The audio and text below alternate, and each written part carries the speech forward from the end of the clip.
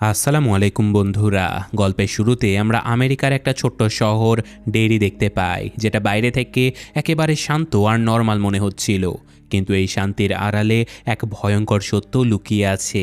এই শহরটা একটা অভিশাপের উপরে দাঁড়িয়েছিল, যেখানে এক প্রাচীন শয়তান ঘুমিয়ে আছে, যে কিনা শত শত বছর ধরে এই শহরকে নিজের ছায়াতে বন্দি করে রেখেছে। আর এই শহরের সবচেয়ে ভয়ঙ্কর নিয়ম হলো প্রতি ২৭ বছর পর পর ওই শয়তানের ঘুম ভেঙে যায়। আর যখন ওই শয়তানটা জেগে ওঠে, তখন তার ক্ষুধা পায়। আর তার এই ক্ষুধা কোনো মানুষের মাংস বা মাছ দিয়ে নয়, বরং নিষ্পাপ বাচ্চাদের ভয় দিয়ে মৃত্যু। যতক্ষণ না তার পেট ভরে, ততক্ষণ পর্যন্ত শহরের নর্দমাগুলো রক্তে লাল হয়ে থাকে, আর দেয়ালে বাচ্চাদের নিখোঁজ হয়ে যাওয়ার পোস্টার বাড়তে থাকে। আর দুর্ভাগ্যবশত আজকে ২৭ বছর পূর্ণ হয়ে গেছে। সেই ভয়ঙ্কর শয়তান জেগে উঠেছে, আর তার প্রথম শিকার হতে চলেছে একটা ছোট্ট নিষ্পাপ বাচ্চা।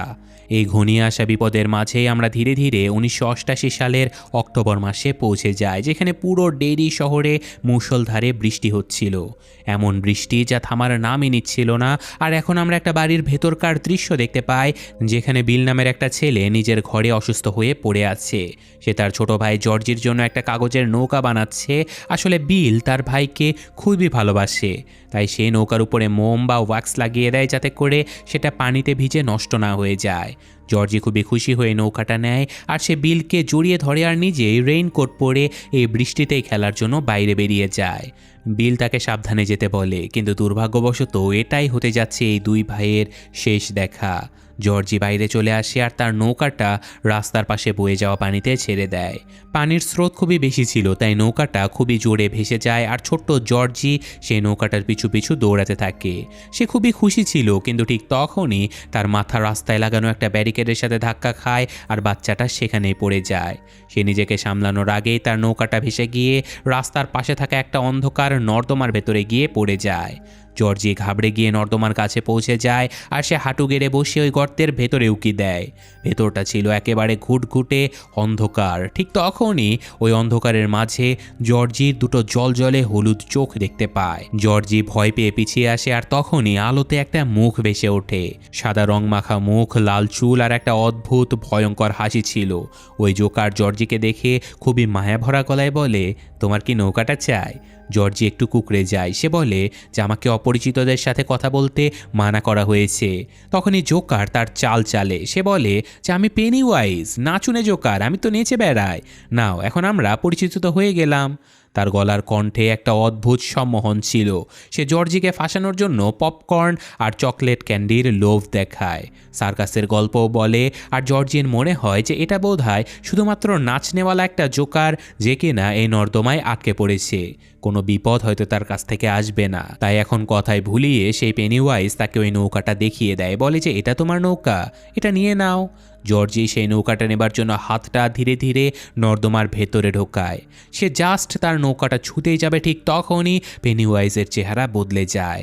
তার হাসি গায়েব হয়ে যায়, আর পরের মুহূর্তেই সে তার চোয়াল খুলে ফেলে, আর একটা বন্য প্রাণীর মতো জর্জির ডান হাত একেবারে চিবিয়ে খেয়ে ফেলে। জর্জি ব্যথায় চিৎকার করে ওঠে। সে রক্তে ভেসে গিয়ে রাস্তায় হামাগুড়ি দেবার চেষ্টা করে, সাহায্যের জন্য চিৎকার করে, কিন্তু বৃষ্টির শব্দে তার আওয়াজ চাপা পড়ে যায়।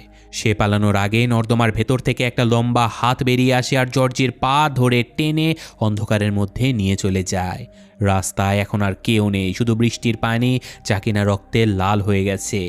সময় ধীরে ধীরে গড়ায়, আর জর্জির মৃত্যুর ১ বছর পার হয়ে যায়, কিন্তু ডেইরি শহরের আকাশ এখনও তেমনও ভারী আর অস্থির হয়ে আছে। এই বদলে যাওয়া পৃথিবীতে আমরা মাইক নামের একটা ছেলের দেখা পাই। মাইক তার দাদুর সঙ্গে একটা কসাইখানাতে কাজ শিখছে। তাকে একটা ভেড়া মারার জন্য বোল্ট গান দেয়া হয়, কিন্তু মাইকের মন সায় দেয় না। সে ট্রিগার কোনোভাবে চাপতে পারে না। তার দাদু তাকে বকা দিয়ে বলে, তোমাকে শক্ত হতে হবে মাইক, নইলে এই পৃথিবী তোমাকে খেয়ে ফেলবে। কিন্তু মাইকের এই সহিংসতা একেবারে পছন্দ ছিল না। সে জানতো না যে এই বোল্ট গানটাই ভবিষ্যতে তার জীবন বাঁচাতে যাচ্ছে। অন্যদিকে ডেইরি শহরের স্কুলে গরমের ছুটির ঘন্টা বেজে গেছে। স্কুল থেকে 4 জন খুব ভালো বন্ধু বেরিয়ে আসে, যাদের নাম ছিল বিল, রিচি, অ্যাডি আর স্ট্যান। এটাই ছিল সেই গ্রুপ যাদেরকে ভবিষ্যতে লুজার্স ক্লাব বলা হবে। সকল বাচ্চারা এখানে অনেক খুশি ছিল, কিন্তু গেটের পরিবেশটা ছিল খুবই বিষণ্ণ, কারণ সেখানে পুলিশ দাঁড়িয়েছিল আর একজন মা কান্না করতে করতে মানুষদেরকে তার মেয়ের ব্যাপারে জিজ্ঞাসা করছিল যে অনেক দিন ধরে তার মেয়ে নিখোঁজ হয়ে গেছে। ওই 4 বন্ধু বুঝতে পারে যে এই শহরে এখন ওই শয়তানটা শিকার করতে নেমেছে। ওদিকে আমরা একটা নতুন ছেলে বেনকে দেখতে পাই, যে কিনা বেশ মোটা ছিল আর সে স্কুলে নতুন এসেছে, তাই তার কোনো বন্ধুও নেই। তখনই তার দেখা হয় বেভারলির সাথে। বেভারলি স্কুলের সবচেয়ে সুন্দর মেয়ে ছিল, কিন্তু মানুষ তার ব্যাপারে অনেক আজে বাজে গুজব ছড়াতো। একমাত্র বেভারলি ছিল যে কিনা বেনের সঙ্গে ভালোভাবে কথা বলে। বেনের প্রথম দেখাতে তার প্রতি একটা ভালো লাগা তৈরি হয়ে যায়। তো এখন সন্ধেবেলায় বিল তার নিজের বাড়িতে চলে আসে, আর 1 বছর হয়ে গেছে, কিন্তু আজও সেটা মানতে রাজি ছিল না যে তার ছোট ভাই জর্জি মারা গেছে।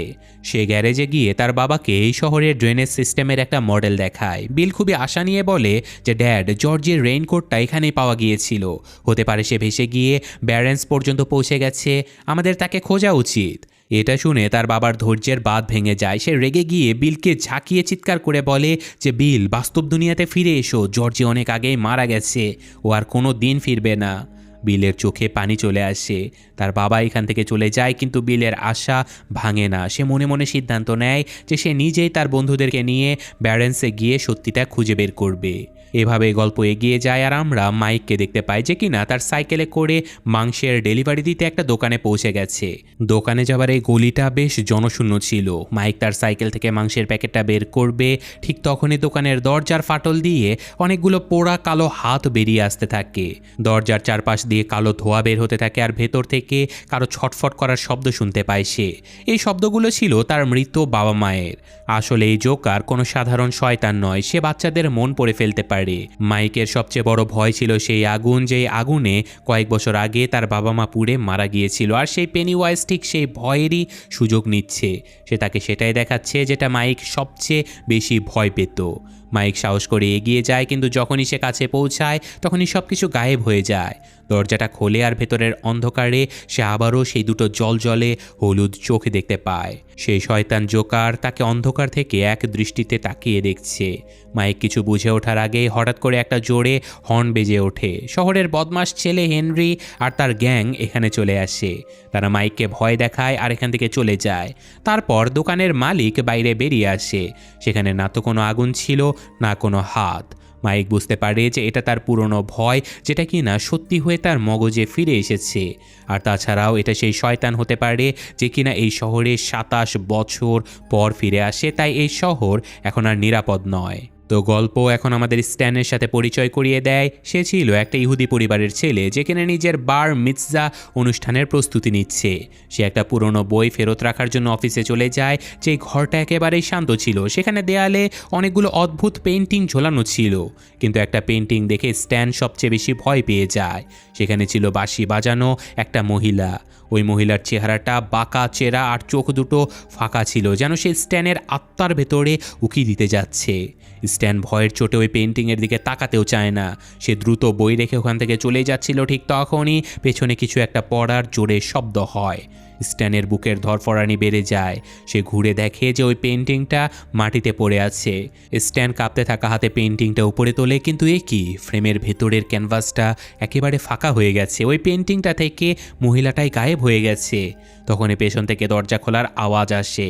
স্ট্যান দরজার দিকে ঘোরে, আর তার মনে হয় যে ঘরে কেউ এসেছে, কিন্তু সেখানে কেউ ছিল না। ঠিক তখনই তার ঠিক পেছনে আবারও একটা শব্দ হয়। হঠাৎ করে পুরো ঘরের বাতি নিভে যায়। ঘুটঘুটে অন্ধকার নেমে আসে, আর স্ট্যানের নিঃশ্বাস একেবারে আটকে যায়।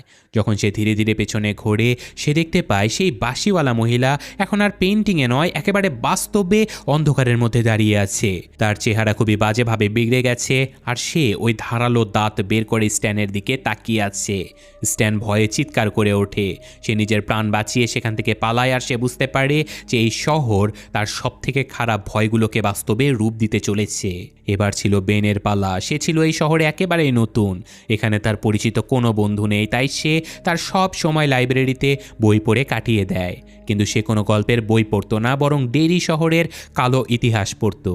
পড়তে পড়তে সে স্টার এগ হান্টের একটা পুরনো ছবি খুঁজে পায়। ওই ছবিতে শত শত বাচ্চা ছিল, কিন্তু বেনের নজর একটা অদ্ভুত জিনিসের উপরে আটকে যায়। সেটা ছিল একটা গাছের উপরে একটা বাচ্চার কাটা মাথা রাখা আছে এমন ছবি। সে পাতা উল্টায়, কিন্তু প্রত্যেকটা পাতায় সে একই ছবি দেখতে পায়। ঠিক তখনই লাইব্রেরিতে একেবারে পিনপতন নীরবতা নেমে আসে। বেন বাতাসে ভাসতে থাকা একটা লাল বেলুন দেখতে পায়। ওই বেলুনটা ধীরে ধীরে সিঁড়ি দিয়ে নেমে যায়। বেন কোনো এক সম্মোহনে আটকা পড়ে সেই বেলুনের পিছু পিছু লাইব্রেরির বেসমেন্টে গিয়ে পৌঁছে যায়। কিন্তু যখনই সে সিঁড়ির দিকে তাকায়, সে সেখানে একটা পোড়া মাথা আর কাটা শরীর দেখতে পায়। ওটা একটা বাচ্চার ধর ছিল, যেটা পুরোপুরি পুড়ে গেছে।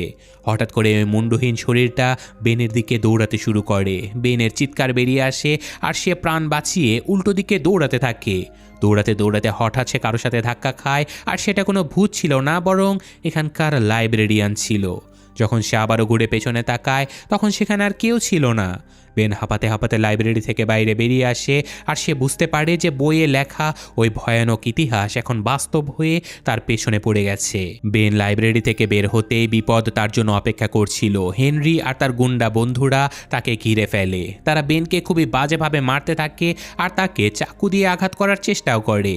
বেন নিজের প্রাণ বাঁচাতে জখম অবস্থায় জঙ্গলের দিকে দৌড়ে পালায়। দৌড়াতে দৌড়াতে সে একটা বড় নর্দমার কাছে গিয়ে পড়ে, যেখানে ভাগ্যক্রমে বিল আর তার বন্ধুরা আগে থেকেই ছিল। তারা সেখানে নিখোঁজ বাচ্চাদের কোনো সূত্র পায় কিনা সেটা খুঁজতে এসেছিল। তারা দেখতে পায় যে বেন রক্তাক্ত অবস্থায় পড়ে আছে, তাই তারা কোনো সময় নষ্ট না করে তাকে সাহায্য করে আর তাকে নিজেদের সাইকেলে বসিয়ে ওখান থেকে নিরাপদে বের করে নিয়ে যায়। কিন্তু হেনরির এক বন্ধু প্যাট্রিক বেনকে খুঁজতে খুঁজতে ওই নর্দমার কাছেই পৌঁছে যায়। বাকি সবাই ওখান থেকে চলে গেছে, কিন্তু প্যাট্রিক নর্দমার ভেতর থেকে কিছু শব্দ শুনতে পায়। তার মনে হয় যে বেন হয়তো এখানেই লুকিয়ে আছে। প্যাট্রিকের হাতে একটা স্প্রে আর লাইটার ছিল। সেই স্প্রে আর লাইটার দিয়ে আগুন জ্বালিয়ে অন্ধকারের ভেতরে রাস্তা দেখতে থাকে আর ভেতরে ঢুকে যায়। ভেতরে ঘুটঘুটে অন্ধকার আর দুর্গন্ধ ছিল। ভেতর থেকে সে অদ্ভুত সব ফিসফিসানির আওয়াজ শুনতে পায়। প্যাট্রিক তার লাইটার আর স্প্রে জ্বালিয়ে দেয়। সেখানে আগুনের আলোতে সে সামনে কিছু ভয়ানক পচা গলা শয়তান দেখতে পায়, যেগুলো তার দিকে এগিয়ে আসছে। প্যাট্রিকের আত্মা একেবারে কেঁপে ওঠে আর সে চিৎকার করতে করতে পেছনে ঘুরে আর বাইরে পালানোর চেষ্টা করে। কিন্তু যখনই সে এক্সিটের কাছে পৌঁছায়, তখনই লোহার গ্রিল নিচে পড়ে যায়। রাস্তা বন্ধ হয়ে যায়। সে সেখানে আটকে পড়ে। অন্ধকারে তার নিঃশ্বাস নিতে কষ্ট হতে থাকে। ঠিক তখনই তার সামনে বাতাসে একটা লাল বেলুন ভেসে আসে। বেলুনটা ফেটে যায় আর তার পেছন থেকে সেই ভয়ানক জোকার পেনিওয়াইজ তার বিশাল বড় মুখ খুলে প্যাট্রিকের উপরে ঝাঁপিয়ে পড়ে। প্যাট্রিকের চিৎকার ওই নর্দমায় প্রতিধ্বনি হয় আর তারপর চিরদিনের জন্য স্তব্ধ হয়ে যায়। এখন সে শহরের পরবর্তী মিসিং কেস হয়ে দাঁড়িয়েছে। একদিকে অন্ধকার নর্দমায় প্যাট্রিকের চিৎকার চিরতরে থেমে গেল, কিন্তু শহরের জীবন তার আপন গতিতে চলেই যাচ্ছে। মানুষ একদম বেখবর ছিল যে তাদের মাঝে কত বড় শয়তান ঘুরে বেড়াচ্ছে। সে সময় আমরা এডির সঙ্গে পরিচিত হই। এখানে এডি ছিল এই গ্রুপের সবচেয়ে ভীতু ছেলে। সে সবসময় অসুখ আর জীবাণু নিয়ে ভয়ে থাকে, তাই সে সবসময় নিজের ওষুধ আর ইনহেলার তার সাথেই রাখত। এডি তার বাড়ির দিকে যাচ্ছিল, ঠিক তখনই তার সামনে আসে ডেরি শহরের সবচেয়ে কুখ্যাত আর ভয়ানক বাড়িটা। এই বাড়িটা একদম ধ্বংসস্তূপ হয়ে পড়েছিল আর এখান থেকে একটা অদ্ভুত অশুভ শক্তি যেন বের হচ্ছিল। এডি ওই বাড়িটাকে ইগনোর করে জোরে জোরে হেঁটে চলে যাবার চেষ্টা করে, কিন্তু ঠিক তখনই ওই বাড়ির পুরনো দরজাটা নিজে নিজেই ধীরে ধীরে খুলতে শুরু করে, যেন কেউ এডিকে ভেতরে ডাকছে। এডি ভয় পেয়ে হাঁটার গতি বাড়িয়ে দেয়। এই তাড়াহুড়োর কারণে তার হাত থেকে ওষুধের কৌটাটা ফসকে মাটিতে পড়ে যায় আর সকল ট্যাবলেটগুলো ছড়িয়ে ছিটিয়ে পড়ে যায়। এডি কাঁপতে থাকা হাতে তাড়াতাড়ি সেগুলো কুড়াতে থাকে। ঠিক তখনই তার নজর মাটিতে পড়ে। সেখানে একটা অদ্ভুত অসুস্থ আর পচা গলা হাত তার দিকে এগিয়ে আসে আর একটা ট্যাবলেট তুলে এডির দিকে এগিয়ে দেয়। এডির চিৎকার বেরিয়ে আসে। সে ওখান থেকে পাগলের মতো দৌড়াতে থাকে। সে ওই বাড়ির পেছন দিক দিয়ে দৌড়ায় যাতে করে তাড়াতাড়ি মেইন রোডে পৌঁছাতে পারে। দৌড়াতে দৌড়াতে সে হঠাৎ পেছনে একবার ফিরে তাকায়। সৌভাগ্যবশত সেই শয়তানটা তার পেছনে ছিল না, কিন্তু ওখানে অনেকগুলো লাল বেলুন বাতাসে ভেসে বেড়াচ্ছিল।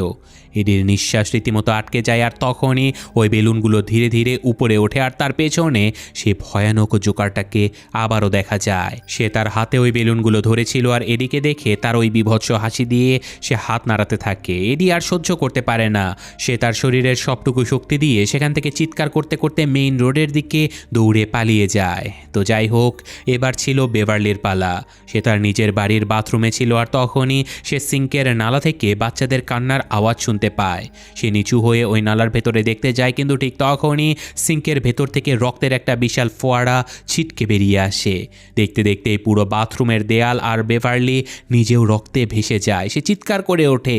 শব্দ শুনে তার বাবা দৌড়ে বাথরুমে আসে। বেভারলি ভয় পেয়ে সিঙ্কের দিকে ইশারা করে, কিন্তু তার বাবা সেখানে কিছুই দেখতে পায় না। তাদের কাছে বাথরুমটা একেবারেই পরিষ্কার ছিল, তাই তারা বেভারলিকে বকা দিয়ে এখান থেকে চলে যায়। বেভারলি বুঝতে পারে যে এই শয়তানটা শুধুমাত্র বাচ্চাদের চোখেই দেখা দেয়, বড়দের চোখে সে কোনো একটা পর্দা দিয়ে দিয়েছে। এখন তার কাছে একটাই রাস্তা খোলা ছিল, সেটা হলো লুজার্স ক্লাব।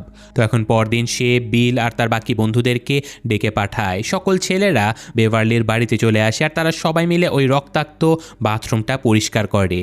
ওই ঘটনা ওই 7 জনকে চিরকালের জন্য একত্রিত করে ফেলে। এখন তারা আর একা নয়, এখন তারা একটা টিম ছিল। সেই রাতে বিল তার বাড়ির বেসমেন্ট থেকে পানি পড়ার শব্দ শুনতে পায়। সে দ্রুত নিচে চলে যায়, যেখানে হাঁটু সমান নোংরা পানি জমে গিয়েছিল। অন্ধকারে সে তার মরা ভাইকে দেখতে পায়, সেই হলুদ রেইনকোট, সেই মাসুম চেহারা। সে বিলকে ডাকে, বিলের মন গলে যায়, কিন্তু তার মনে পড়ে যে জর্জি তো অনেক আগেই মারা গেছে। তখনই বিল পিছিয়ে আসতে থাকে আর সাথে সাথে জর্জির চেহারা পৌঁছে যেতে শুরু করে। সে একটা ভয়ানক আওয়াজে চিৎকার করে ওঠে আর দেখতে দেখতে পানির ভেতর থেকে পেনিওয়াইজ একটা ক্ষুধার্ত জানোয়ারের মতো বেরিয়ে আসে আর বিলের উপরে ঝাঁপিয়ে পড়ে। বিলের চিৎকার বেরিয়ে আসে আর সে জান বাঁচিয়ে উপরের তলায় দৌড়ে পালায় আর দরজাটা বন্ধ করে দেয়। সে অল্পের জন্য প্রাণে বেঁচে যায়, কিন্তু এখন তার পুরোপুরি বিশ্বাস হয়ে গেছে যে তার শত্রু কোনো মানুষ নয়, বরং এক ভয়ঙ্কর শয়তান। তো এখন সকল বন্ধুরা মানে লুজার্স ক্লাবের ছেলেরা বিলের গ্যারেজে গিয়ে জড়ো হয়। বিল তাদের প্রজেক্টরে এই পুরো শহরের ম্যাপ দেখায়। সে তাদেরকে বোঝায় যে যেখানে যেখানে বাচ্চারা নিখোঁজ হয়েছে সেই সব জায়গা শহরের সুয়ারেজ সিস্টেমের সঙ্গে যুক্ত। আর সকল লাইন একটা জায়গাতে গিয়ে মিশেছে, সেটা ছিল ওই পুরনো ভাঙা বাড়িটা যেখানে এডি ওই কুষ্ঠ রোগীকে দেখেছিল, যার মানে হলো ওই শয়তান ওই বাড়িতেই থাকে। ঠিক তখনই হঠাৎ প্রজেক্টরটা নিজে নিজেই চলতে শুরু করে আর তাতে বিলের পরিবারের সকল পুরনো ছবিগুলো ভেসে উঠতে থাকে। প্রথমে সেগুলো একেবারে নর্মাল ছিল, কিন্তু তারপর স্লাইড খুবই দ্রুত বদলাতে শুরু করে আর মেশিন একেবারে কন্ট্রোলের বাইরে চলে যায়। বাচ্চারা ভয় পেয়ে যায়, মাইক প্রজেক্টরে লাথি মারে, কিন্তু তবুও ওটা বন্ধ হয় না। শয়তান মেশিনের উপরে দখল নিয়ে নিয়েছে। তো এইসবের মধ্যে স্লাইডগুলো চলতে চলতে একটা ছবিতে এসে থেমে যায়। ওটা ছিল বিলের মায়ের ছবি। আর দেখতে দেখতে ছবিতে মায়ের চুল বাতাসে উঠতে শুরু করে আর তার পেছনের চুলের ভেতর থেকে ধীরে ধীরে সে ভয়ানক জোকার তার মুখ বের করে আনে। সে স্ক্রিনের ভেতর থেকে হাসছিল আর বাচ্চারা কিছু বুঝে ওঠার আগে প্রজেক্টরের আলো নিভে যায় আর ওই অন্ধকারের ভেতরে ওই জোকার বিশাল আকার ধারণ করে স্ক্রিন থেকে বাইরে লাফিয়ে পড়ে। সকল বাচ্চারা ভয়ে চিৎকার করতে করতে পেছনে পড়ে যায়। হুলস্থুল কাণ্ড শুরু হয়ে যায় আর সে বেভারলিকে যখনই ধরতে যাবে ঠিক তখনই কেউ একজন গ্যারেজের দরজা খুলে দেয়। আলো ভেতরে আসে আর ওই জোকারটা গায়েব হয়ে যায়। এখন এই সব বাচ্চাদের বিশ্বাস হয়ে গেছে যে এটা কোনো ভ্রম ছিল না, ওটা ছিল বাস্তব আর ওটা এসেছে তাদেরকে মারার জন্য। তো ভয় কাটানোর জন্য এই লুজার্স ক্লাব সিদ্ধান্ত নেয় যে তারা ওই শয়তানের বাড়িতে ঢুকে ওই শয়তানকেই মেরে ফেলবে। তো এখন বিল, রিচি আর এডি ওই বাড়ির ভেতরে ঢুকে যায় আর বাকিরা বাড়ির বাইরে পাহারা দিতে থাকে। বাড়ির ভেতরে ছিল ভয়ানক নিস্তব্ধতা। যখনই তারা সামনে এগোয়, বাড়িটা তাদের সাথে রীতিমতো খেলা শুরু করে দেয়। এই 3 বন্ধু একে অপরের থেকে আলাদা হয়ে যায় আর এখন রিচি একটা ঘরে গিয়ে পৌঁছায় যেখানে অনেকগুলো জোকারের পুতুল রাখা ছিল।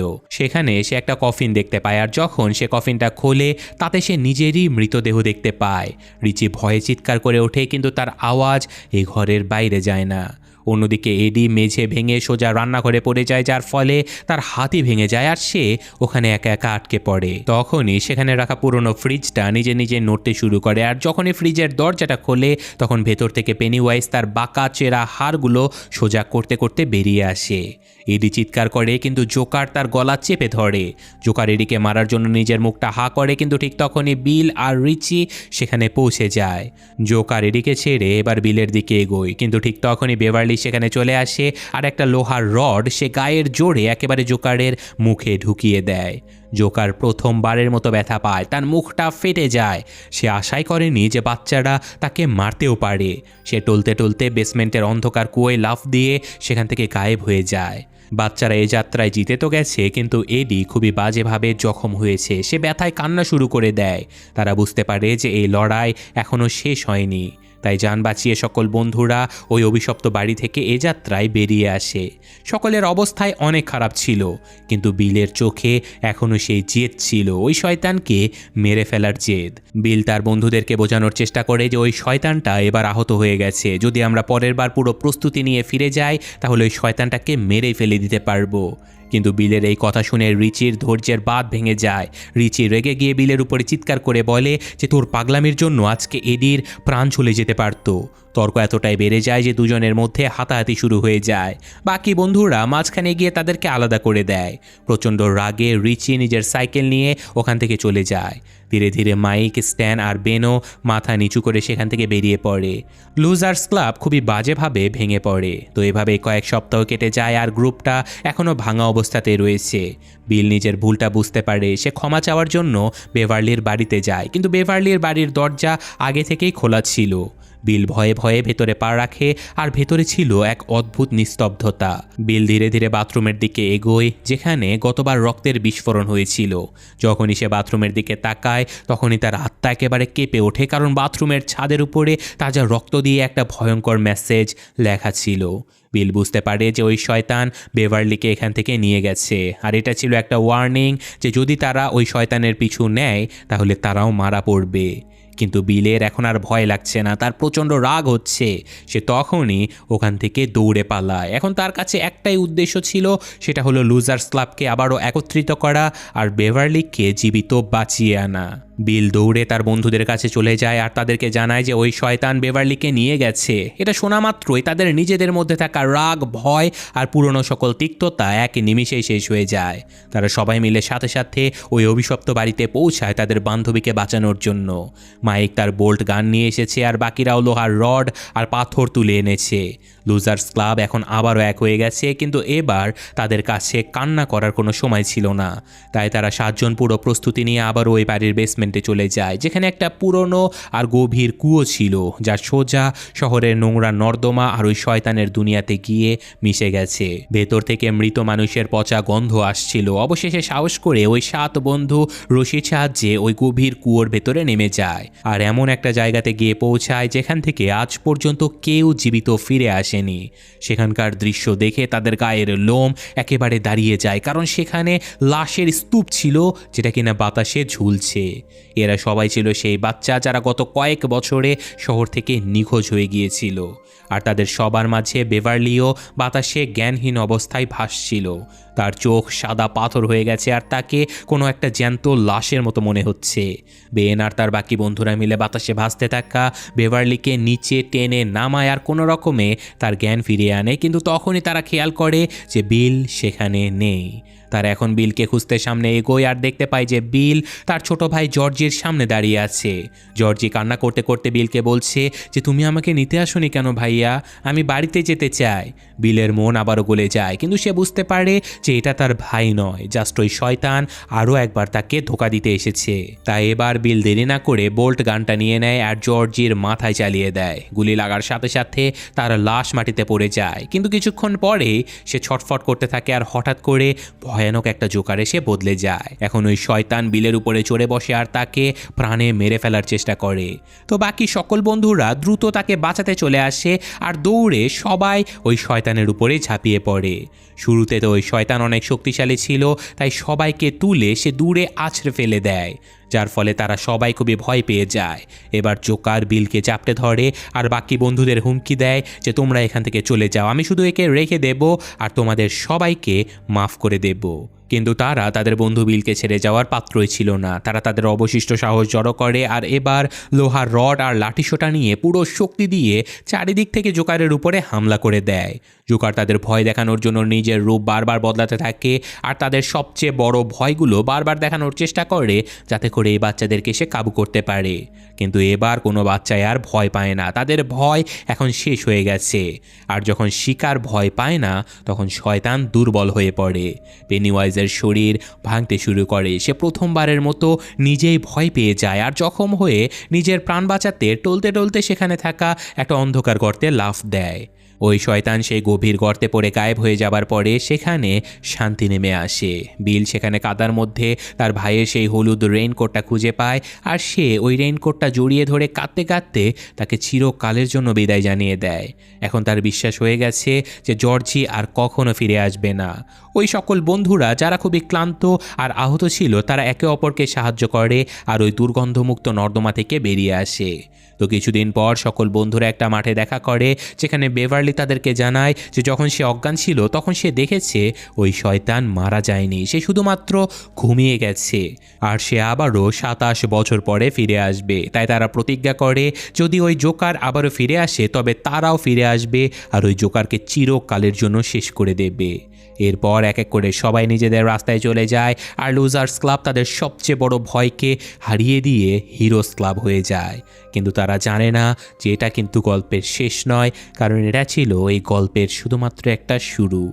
তো এই ঘটনার সাথে সাথে ইট মুভির গল্পটা শেষ হয়ে যায়। এটা ছিল ছোটোবেলায় দেখা আমার সবচেয়ে ভয়ঙ্কর সিনেমা, তাই জাস্ট নস্টালজিয়া থেকে আপনাদের সাথে গল্পটা আবারও শেয়ার করা। আশা করি ভালো লেগেছে। তো আজকের মতো আমি বিদায় নিচ্ছি, ভালো থাকবেন, আল্লাহ হাফেজ।